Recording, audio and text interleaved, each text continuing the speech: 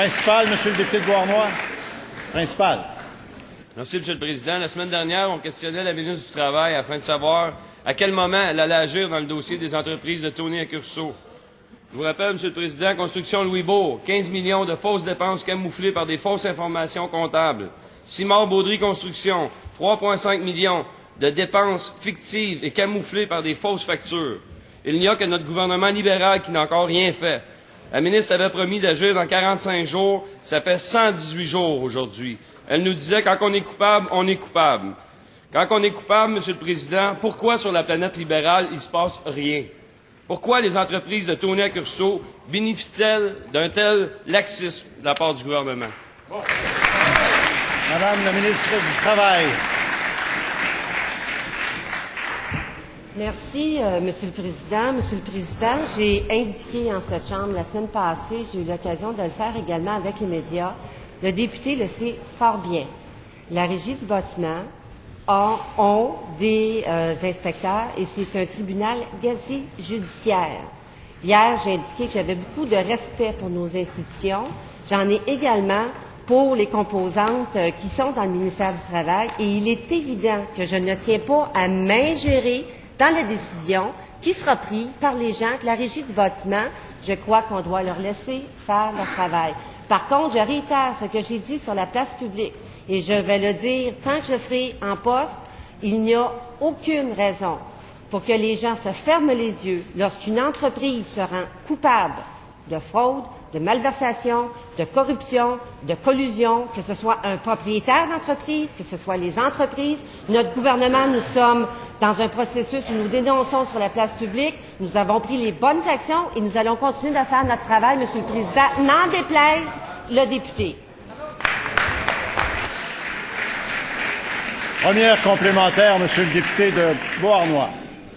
Monsieur le Président, en point de presse la semaine dernière, la ministre s'est contentée de dire que la situation était complexe. Les entreprises de Tony Accurso ont hérité de lucratifs contrats tels que ceux du CUSUM, les plus grands chantiers routiers du Québec, le projet de loi 73 visant entre autres d'empêcher les entreprises frauduleuses de faire affaire avec l'État. Ça fait 4 mois que ça traîne, la ministre n'a encore rien fait. Qu'est-ce qui empêche la ministre d'agir? Madame la ministre du Travail. Monsieur le Président, je vais rassurer le député et les collègues en cette Chambre. Il n'y a absolument rien qui m'empêche d'agir. Nous sommes dans l'action. Il doit comprendre que c'est au régisseur de rendre sa décision, d'analyser le dossier. Au contraire, je laisse faire les gens leur travail. J'ai un respect pour ce qu'ils font. C'est vrai que c'est un dossier qui est complexe. Il n'y a pas personne qui va échapper aux sanctions s'ils sont reconnus coupables. Et c'est le message qu'on doit comprendre, Monsieur le Président. Et ce n'est pas parce que le député me demande de m'impliquer dans le dossier, d'aller prendre la décision que je vais le faire. Au contraire, c'est un tribunal quasi-judiciaire et on doit les laisser faire leur travail, Monsieur le Président.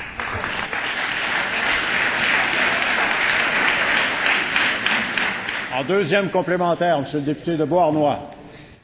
Monsieur le Président, le gouvernement s'est pété les bretelles de dire que pour contrer la corruption dans la construction, qu'on mettait plein de projets de loi en marche. Donc, projet de loi 73, qui était spécifiquement pour ça, pour éviter que les compagnies frauduleuses puissent faire affaire avec l'État. C'est la ministre elle-même qui a dit que ça va prendre 45 jours avant qu'on prenne sanction. On est aujourd'hui plus de 4 mois, on attend toujours. Qu'est-ce qu'attend la ministre pour rendre sanction dans le dossier de Tony Accurso?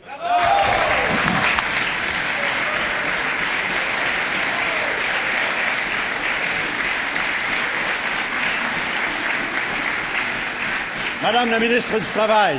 Merci, Monsieur le Président. Si le député avait fait ses devoirs comme il faut, il avait été sur le site Internet de la Régie du bâtiment. Il saurait que depuis l'application de la loi 73, il y a 15 700 demandes de vérification d'antécédents judiciaires qui ont été faites, 12 annulations de licence, 14 suspensions de licence selon la loi fiscale, 4 abandons de licence, une... Je voudrais entendre la réponse. Madame la ministre.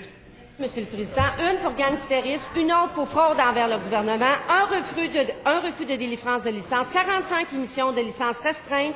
Donc, à ce jour, 76 dossiers avec un résultat final, 44 qui sont sous enquête et les dossiers suivent leur cours, Monsieur le Président. La loi fait ce qu'elle a à faire et les coupables sont punis.